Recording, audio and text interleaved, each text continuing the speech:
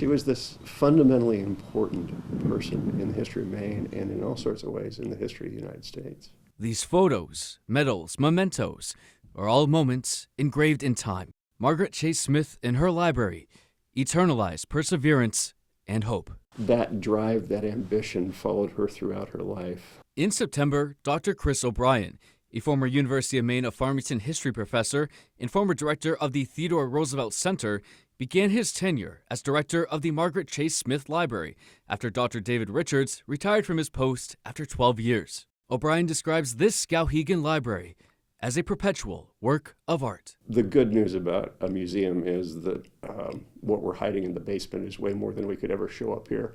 So things will always change. There's always something new to bring up. On Monday night, a hail and farewell event will be held to thank Dr. Richards and welcome Dr. O'Brien. Is a event that thanks him and says welcome to me as well, I suppose, but that's less important to me than to recognize the legacy of all of the good work that he did. O'Brien says he'll continue to follow the moral compass set by the woman whose library was built outside her very own front door. One of the most important things that I think that she did when she agreed to the building of the library and museum was to say that it must be nonpartisan.